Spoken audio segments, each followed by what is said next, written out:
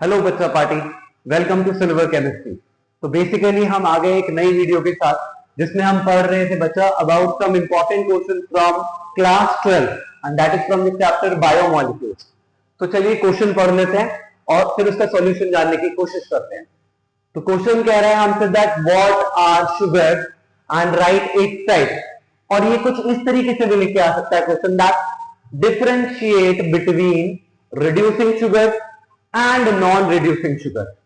तो बेसिकली अगर मैं बात करूं कि ये शुगर्स एक्चुअल में होते क्या है, तो हमने पढ़ रखा है कि कार्बोहाइड्रेट की बहुत ढेर सारी क्लासिफिकेशंस होती हैं, जिसमें हम पढ़ते हैं about monosaccharides, about oligosaccharides etcetera etcetera.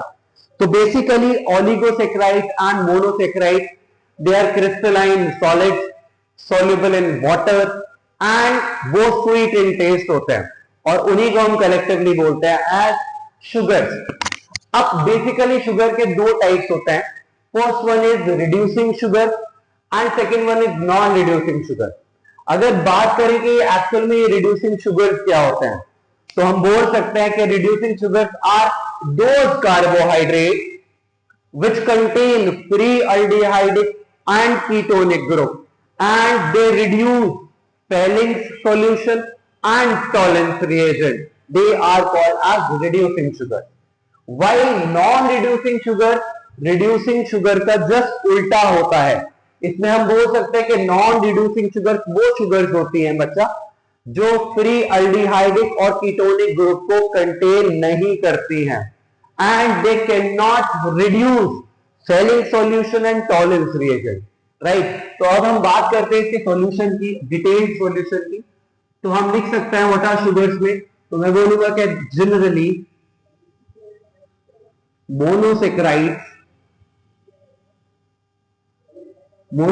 के बारे में बात करें तो ये वो कार्बोहाइड्रेट्स होते हैं जो नॉन हाइड्रोलाइजेबल होते हैं।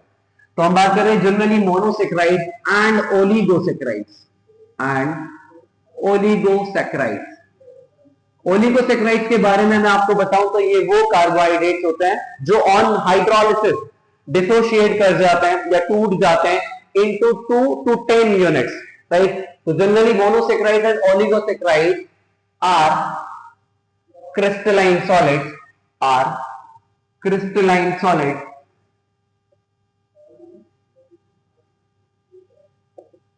ये टी है, crystalline solids soluble in water and sweet in taste. They are collectively called as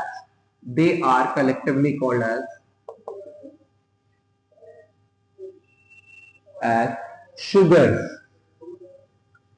इसके एग्जाम्पल्स की बात करें तो लिख सकते हैं हम glucose is an example for sugar, fructose is also an example of sugar and sucrose etc.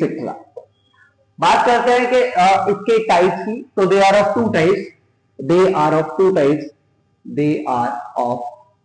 To types. First one is reducing sugar and second one is non-reducing sugars, right? हम बात करें रिड्यूसिंग शुगर की, जो जैसे मैं आपको बता चुका हूं कि रिड्यूसिंग शुगर्स क्या होते हैं और नॉन रिड्यूसिंग शुगर्स क्या होते हैं। तो आप इसमें लिख सकते हैं कि those carbohydrates which contain free aldehydic and ketonic group and they reduce Fehling solution and Tollens reagent. They are called as reducing sugars.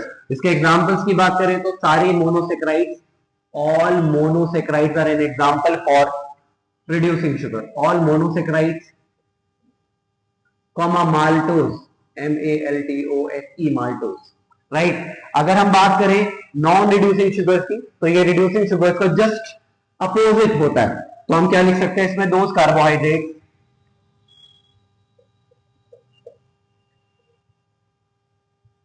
which do not contain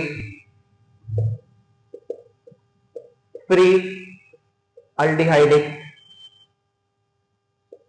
or ketonic group